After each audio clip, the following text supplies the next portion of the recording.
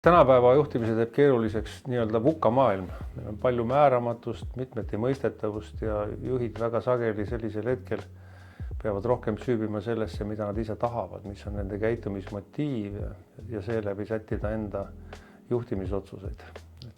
Kokkuvõtlikult võib öelda, et edukamad on need juhid, kes mõistavad iseennast ja oma partnereid.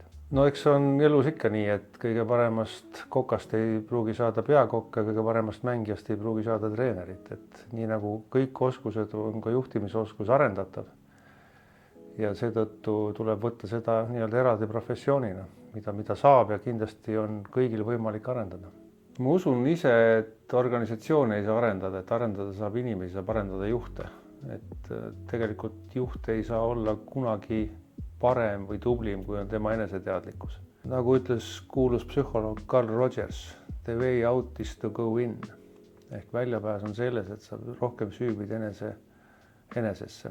Eks arenguprogrammidega on nagu restorani menüüga, et aeg-ajalt tuleb menüüd uuendada, parimad road jäävad sisse ja mõned vahetatakse välja. Seekord me tegime ka menüü natukene lühemaks, et hoida fookust, olla kõige olulisematele asjadele pöörata rohkem tähelepanu. Ja lühem programm võimaldas natukene ka hinda alandada. Kindlasti on selle programmi üks põhitunnus, on ta praktiline. Me räägime päris juhtimiskaasusest, päris situatsioonidest, päris lugudest. Et see on kindlasti see, mis jäi alles. Ja natukene veelgi rohkem tõstame esile juhi eneseteadlikkust.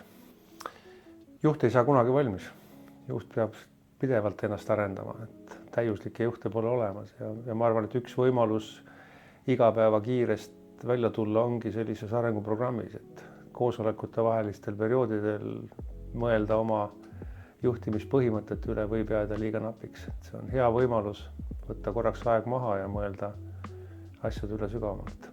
Kui sa tundsid, et see programm pakub sulle huvi ja sa tahad ennast juhina arendada, siis registreeri juba täna õigeaegsasti sügisel algavale programmile.